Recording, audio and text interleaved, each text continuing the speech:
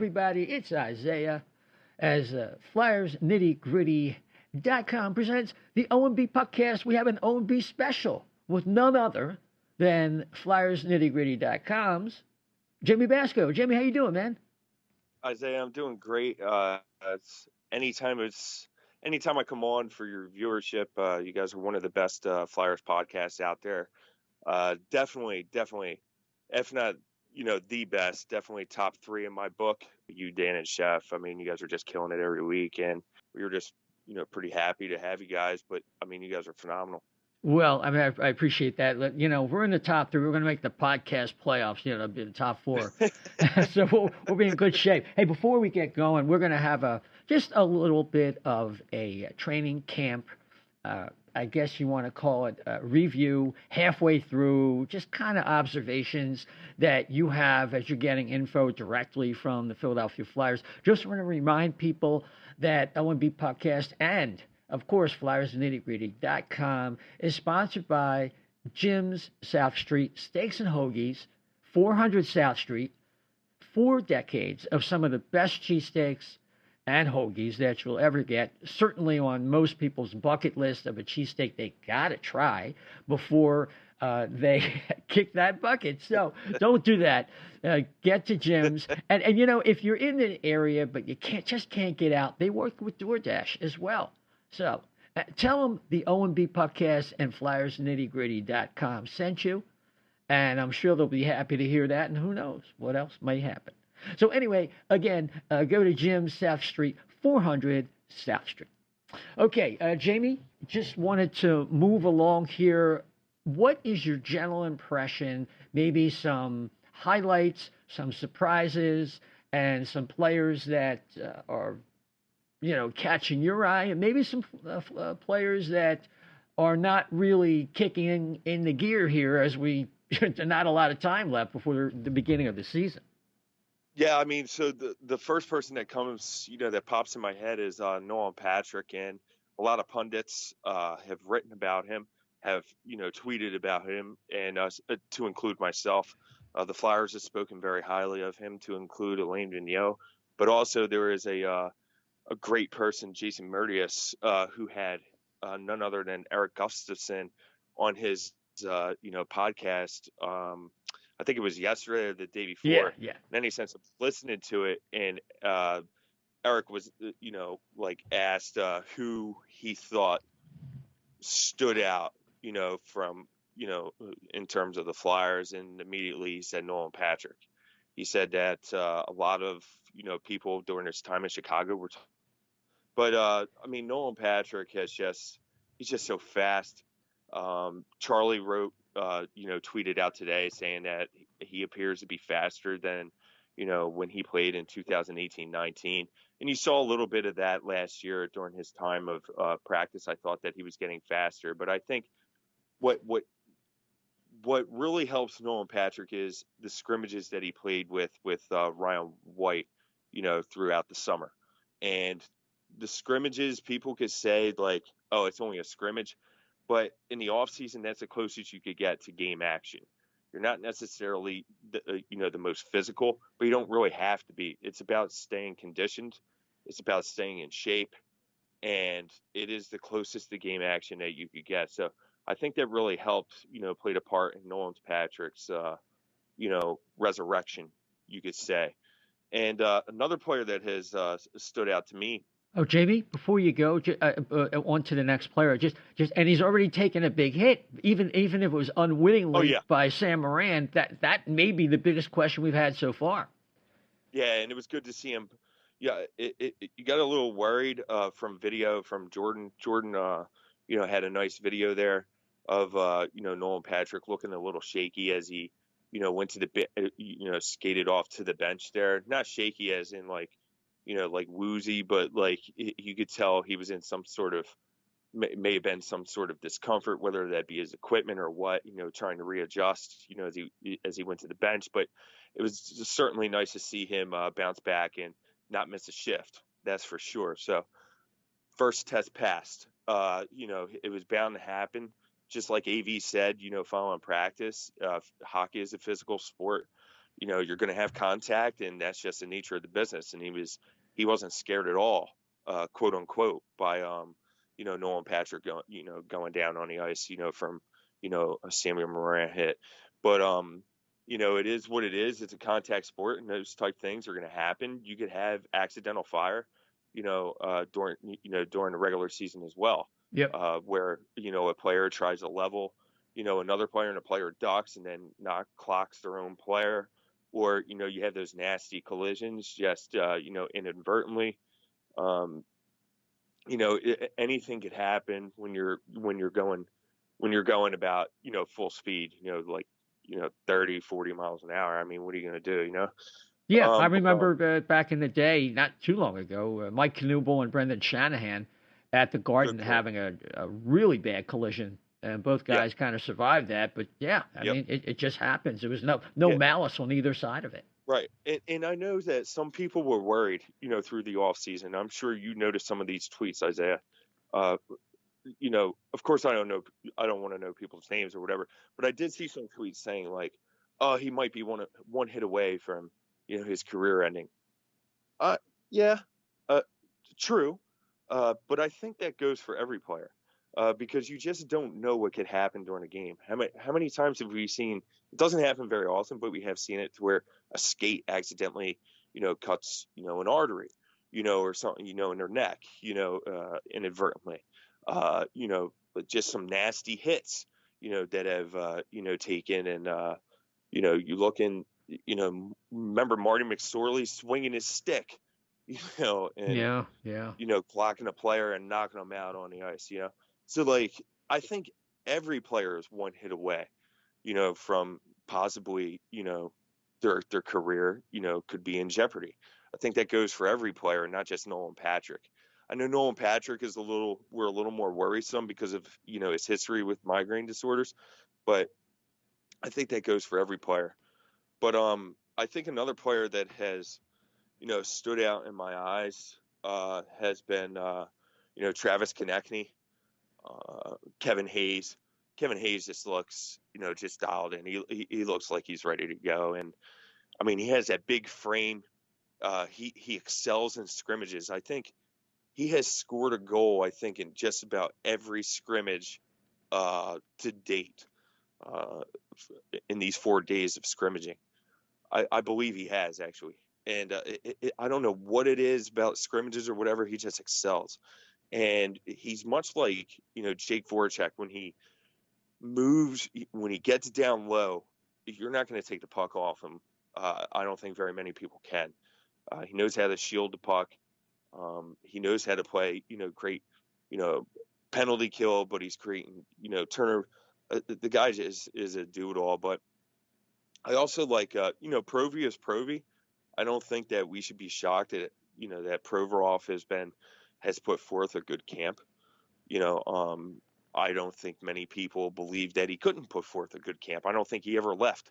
Yeah, he's just a guy who's always, he may not necessarily be in fighting shape, like as you use a boxing analogy, but it would only take him about 10 days to get there, Yeah. And I'll tell you this. One person that I am shocked about on how well they are is actually Shane Gothisbehere. From the video, from the videos that the Flyers have put out, you see him making cuts like he used to.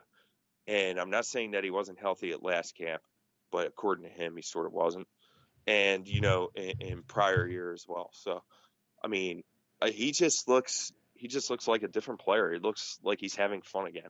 I'm not saying that he wasn't having fun before, but when you're healthy, like he said, and he has been given a clean slate by Alain Vigneault, they had a great conversation according to AV, before camp began. Don't know how long before camp began. He never elaborated on the, length of time. But AV said that he was given a clean slate. They had a good conversation before camp. Ghost knew where he stood. AV knew, Ghost, AV knew where he stood in terms of what Ghost expected from him as a coach. It was like, they have a good rapport together, once again. And you're starting to see that this is the back-to-back. Today was day 2 of Shane Gothisbehere being paired with Ivan Provorov. And Ghost also, according to the pundits today who were at camp, he also saw some PP1 time. And I mean, should we be shocked? I am, because honestly, I had him pegged as a seventh defenseman before camp began. Well, Uh, yeah. Let me just interject here. The way I look at it with Ghost, and really a lot of these players outside of your Konechny's, Giroux's, Couturier's, Provorov's, Carter Hart, we know where they're at on the team. mm, I think there's going to be, with a 56 game schedule, with an abbreviated training camp, and really no even exhibition games. I think there's going to be an 18, 19 game period, about one third of the schedule, where the teams are going to take stock of what they have, knowing they can't fall behind very far, and you're right, going to start seeing the wheat separated from the chaff in terms of. But at that point, obviously, we're going to have the AHL back, so this taxi squad thing will be kind of touch and go depending on waivers and a lot of things that aren't a factor right now. Like supposedly, for example, Zamula is ahead of Mark Friedman, but once the AHL starts play with February 5th or something like that, right. then they're going to want Zamula to get playing time, and then it gets complicated also because Friedman, I think, is out of waivers. So there's all these different scenarios Yeah. and different considerations. It's really hard to figure how a lot of this training camp is going to work its way out. Yeah, from what AV said about Zamula today, he said he doesn't know if he's ready for the next level of competition. So that, to me, like, it's not. I think he will get there, and I think it will be this season. Like you said, I think at some point Zamula will, see time. In my opinion, I really do. Like AV said, the organization is very high on him, and he knows why they're high on him. He said he's a strong. He's gotten bigger and stronger, which is a plus. And stuff. And it's not. It's just. It's hard to make that next leap, and they don't have enough. Like we hinted at, they don't have enough time. 56 games. When you're playing only your division, every single point matters this season, and it's kind of just tough to say, hey, I wonder if we could just give this guy, some playing time here. Let's put him in and see what happens, and say if that player costs them the game, then you lose possibly 2 points, which could be make or break in this type of shortened season here. So, but I do believe that Zamula will get time. He is very talented. Like Charlie said today, he didn't have his best defensive day, but I don't think it's just one day, all up in a nutshell here. And AV said that after practice, it's not just one day; it's all practices, all scrimmages, it's all shootouts. It's all going to play an effect into who makes the cut and who makes the taxi squad roster. But you bring up a great point about Mark Friedman, and I wanted to touch a little bit on him. He's been in Group B for the past 2 days. He hasn't been in a Group A pairing, but AV did say that Saturday and for the inter-squad scrimmage, he was going to switch up the lines, and by January 12th we would have the what would be the final lines and final pairings. But like you said, Mark Friedman is not waiver exempt anymore. So, like, if he were to make the taxi squad roster, he'd have to clear waivers first. As a right-handed defenseman, a young right-handed defenseman at that, with a favorable cap hit of only $750,000, it could happen that he does get claimed. I think every team covets a right-handed defenseman, especially with Mark Friedman, who's unknown at this time. I think a club, maybe a team in our division might even take a gamble. It's only $750,000. It's cheaper than going out at the trade deadline and trying to find a right-handed defenseman for $4.5 million. So, and in a flat cap era that we're headed in, next season, we'll just say as well, teams might actually take a gamble on that. And another player that isn't just a shoe-in to make the taxi squad because of the same situation as Alex Lyon, who is in the last year of his contract, but goalies, there could be a goalie shortage. Each team has to carry 3 goaltenders, whether it be 3 on their 23-man roster or 2 on their 23-man roster and then 1 on their taxi squad. But each team has to carry 3 goaltenders in some way, shape, or form. Mm-hmm. Who knows if Alex Lyon would even make waivers? There's a lot of different moving parts here, and that's why I was not surprised to see Roddy Ross, in Flyers camp. Roddy Ross tweeted, on Instagram anyway, about 4 or 5 days before camp began. He took a picture of Skate Zone, and I didn't put 2 and 2 together.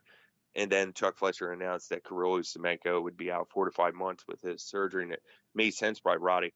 So that's what I mean. Like, Roddy could even make the taxi squad. There's so many. It's crazy. I would think that Lions kind of locked in because it would be just a calamity if they had to turn to somebody like Sandstrom, who's coming off like a not so great year. And who was Roddy Ross? Where would he play in college last year? Or? So Roddy Ross, he played for the Seattle Thunderbirds, and he stood on his head on most nights. Okay, so that's right. His numbers didn't tell his whole story. He was facing. He faced on upwards of 51 to 53 shots per night. And they won. I forget that they almost made the playoffs. Like it was insane. He was nominated as the team's MVP. Well, he won the team MVP award, and then he was traded to the Regina Pats. A few weeks after the season ended, around April, I'd say, he was traded to the Regina Pats, like end of March, beginning of April there. And he was picked in the 6th round. Chuck Fletcher. 2019. He's a solid goaltending prospect that just needs some playing time. And with the uncertainty to the WHL, the uncertainty to the OHL, that sort of opens the door maybe for Zadie Wisdom and Tyson Forrester. To this day, Bob Rotruck tweeted out today they are still uncertain in regards to the junior players, if they will be allowed to play in the AHL this year because of the uncertainty. If that happens, you could possibly see Zadie Wisdom and Tyson Forrester with the Phantoms even. And Roddy Ross is 20 years old, so he's already aged. Right. He already at the age requirement for the AHL, so that wouldn't be a problem. All the Flyers need to do is see him. It's going to be interesting to see what happens here in the coming days. That taxi squad roster is going to be interesting. Apparently Wade Allison left today. I don't know if it was personal reasons, from what, the few main beats, tweeted out there, Sam Carchidi and stuff were saying that, Wade Allison left. He didn't partake in scrimmage. So that could be alarming. Maybe there's another spot available for the taxi squad roster. I'll tell you one person that, improved today, and I was happy that he did. So I was sort of a little disappointed in was Morgan Frost a bit, and it's not that I'm disappointed. He does well in practices, and it's just like Bill who tweeted me as well.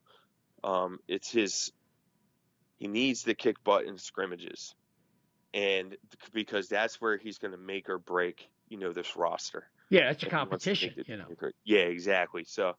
Practices, of course, like I mentioned, about 5 minutes ago, AV did say all that would be taken into consideration.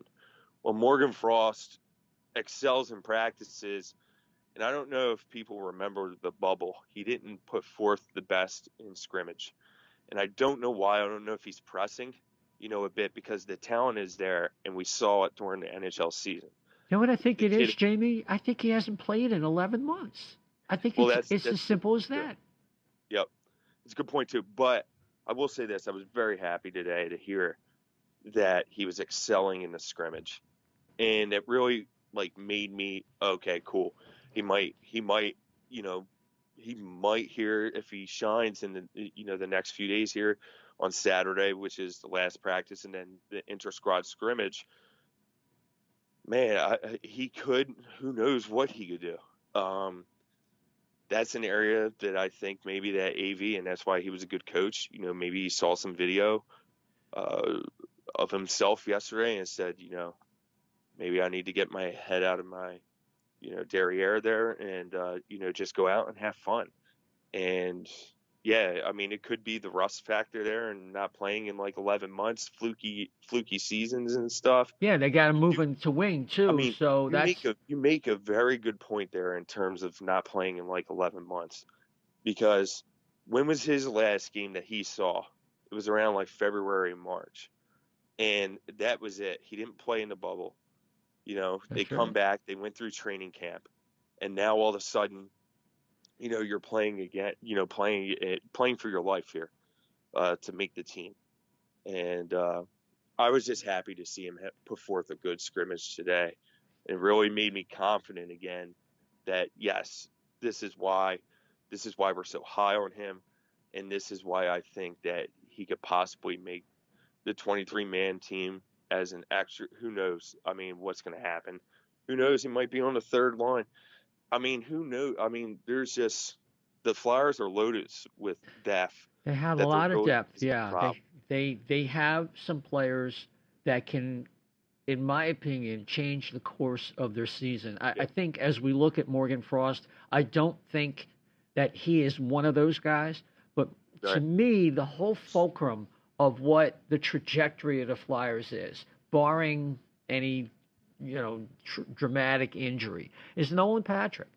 And Yeah, for what I'm hearing, AV says, listen, if he's good to go, we're not going to ease him back in. He's been training for a while, or they may ease him within the game, but they're going to want to try and play him to see what he's got. Because, I mean, if he comes back at a level where he's almost like a 2.5 C, if you follow my logic, yeah, and, yeah, and him and Hayes are kind of interchangeable, and maybe he even overtakes Hayes just in terms of playing time, or because he would yeah, probably get more offensive zone starts anyway. But yeah. it could make all the difference in the world if he's on at least like a 45-point pace over like 80 games or something. So, but it is a big if. I'm still in that crowd of people that thinks that whenever you have anybody who has headaches or concussions, and they're still a little murky about whether the two are related. At one point they said no, and then Chuck Fletcher, subsequent to that, said, we're not really sure, in a manner of speaking. Yeah. But boy, I tell you, Nolan Patrick is the guy. There's a reason he was drafted that high, and just adding a quality player down the middle and giving us that kind of size and skill Yeah. that we haven't had 1, 2, 3. It make a gigantic difference for them. Oh yeah, absolutely. At some point in the season, I'd like to see him if everything goes okay. That is, barring everything goes okay, because like you said, you still don't know. Although I'm more optimistic about him in terms of playing and stuff. I guess I would be in that crowd, but you still don't know, and I understand why people are. Some people are hesitant, and they're very rightfully entitled to their opinion because there is no right or wrong. There is uncertainty. We just don't know. But what I want to say, I would like to see him get time on the penalty kill. I think that him and Kevin Hayes together, that is something that I wanted Dave Hackstall to do. Was to place Nolan Patrick on the penalty kill, and we didn't see a lot of that. And I want to see more of it because he's very good in the defensive zone, and that's one of his attributes. I think that is a little more. Sometimes it gets talked about, sometimes it doesn't. We hear he's talented offensively, but I think he plays well defensively as well. So I would like to see him be that breakout. With him and Kevin Hayes. Maybe going on a 2-on-1. The other way, because Kevin is so good at creating turnovers because using his stick, effectively, but or blocking passes, or Yeah, whatever. Just being absolutely, absolutely. And he's of course, so Nolan good. Nolan can shoot. Nolan gets one thing. And that's Nolan, what I he mean. really Yeah, can rope the puck, and he's probably a little yeah, stronger. And yeah. yeah, but and Both of them conversely, use their long strides the other yeah, way. yeah, absolutely. Man, But that would just be a threat. But I mean, this is barring that everything goes well, yeah, and right. That's stuff. that's So, the big if. But and the, and the last thing I wanted to bring up, and it's still hanging with Nolan Patrick, is that power play, and he yeah, had some momentum a couple years back, where he was kind of replacing Wayne Simmons in that net front, and they also had him following season, I believe, doing some behind the net stuff. And today they experimented with some north south, high to low, low to high, going back and forth. And they had some effectiveness with some changes they made with their power play. And that's going to be a big deal, too. That's another area for concern. Oh yeah, that's so Patrick. I like him in the slot, slot like net front presence area and stuff. I mean, he just knows how to use his stick. He has very good He has good eye to hand coordination, and I think that could really play into effect and really beef up the numbers for the power play there. Another person I thought that did well today, and it was Charlie, who was hinting at that a lot, was TK with his net front presence there, like down low, and Kevin Hayes. Who was it?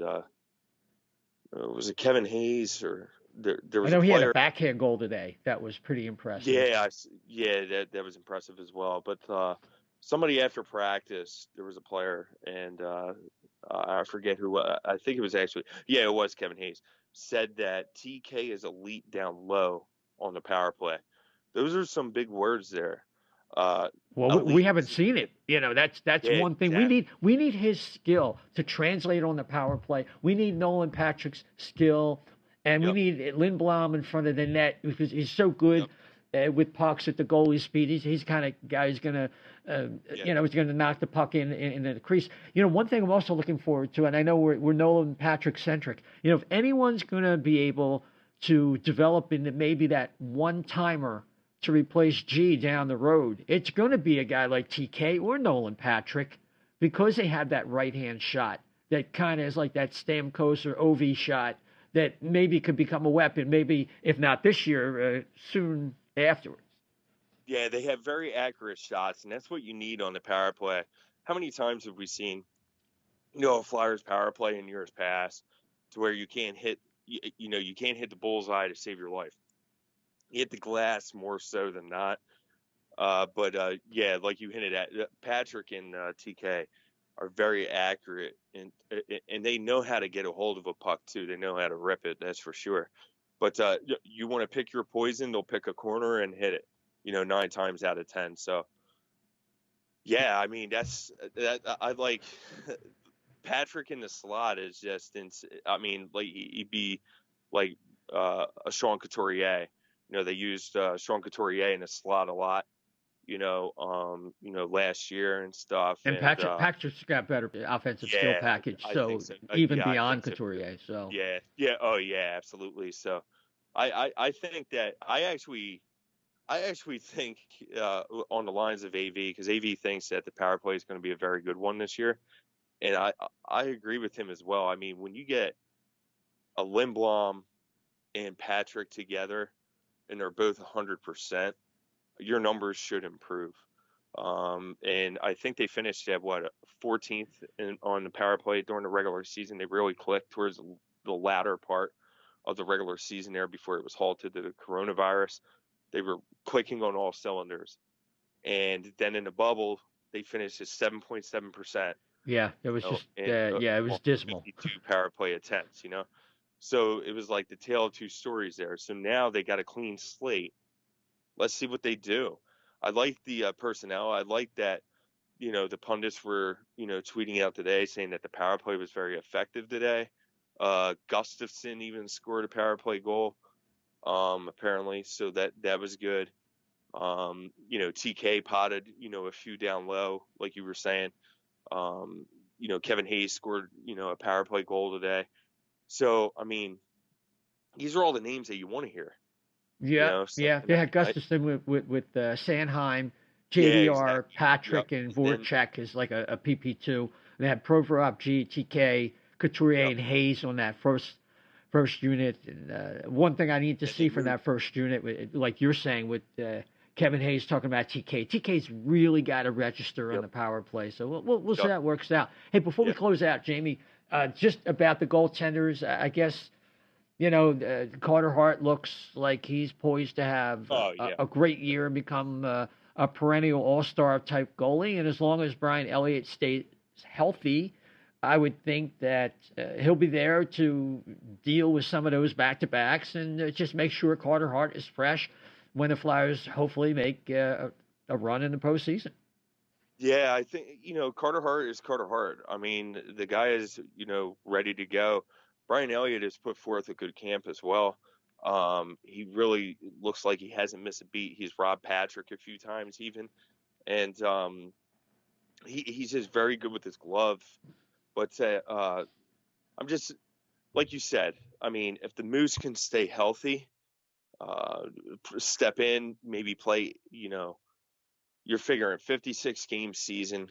Carter Hart should probably play anywhere from 35 to 40 games, right? Yeah. And I'd say around anywhere from 11 to 16 games, maybe for Brian Elliott, more towards 16, I would say, and upwards, maybe even more than that, depending, because if God forbid Carter Hart goes on a 2 or 3 game losing streak, you could see the Moose getting the reins there for like 2 or 3 games, possibly, because this is a shortened season. Goalies can be streaky at times, and if that does happen, don't throw, the goalies, under the bus. They will rebound here shortly. Both of them are very good professionals, but they both look dialed in right now as well. And what I think, one last thing I wanted to touch on, because the goalies have played well in the shootout as well, is I like what AV's doing. After the scrimmages, he does a shootout, because he said that he said that on Wednesday. Every point is going to matter this season. Not that it doesn't in prior seasons, but this is a shortened season to where you're playing only your division. So every single point matters. The difference of 1 point could make or break, you for the playoffs. And got to hand it to him. I mean, there's pretty good logic there.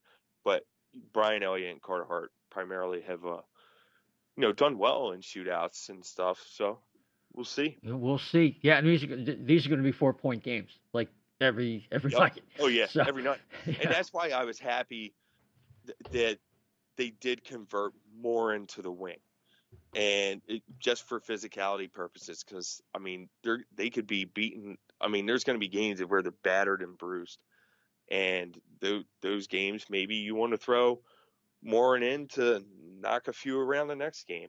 I don't know. Who I don't knows? know. Yeah, I still think that whole thing with him is a long shot because the thing is, if the Flyers have depth in one area, it's like F9 and below. Yep. They have so many bodies, and Lashinsky's going to be coming back in just a few weeks. He's not quite there yet because he was probably one of our favorites to win a spot. Yeah, same here. We were talking with Jason. disappointments. Jason Martinez was mentioning that he was a guy Oh yeah. who would have been a favorite had he not had the injury.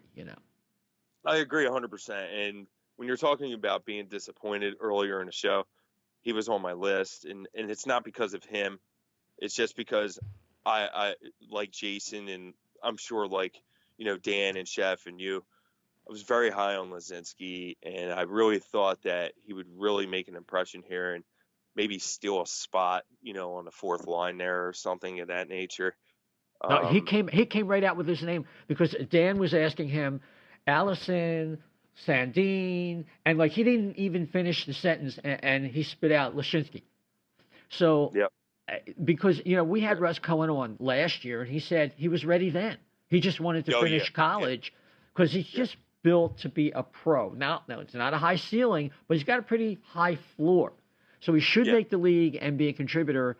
And hopefully after this core muscle injury, and it can take a while to get back, as we all know too well with so many players in Flyers history. But we'll have to see if somebody goes down, or a Bunnerman or a Torinsky or somebody is not going to be available. Lashinsky could take that opportunity right there and maybe cement his place in the lineup. But So Tanner actually told me Russ knows the same exact story.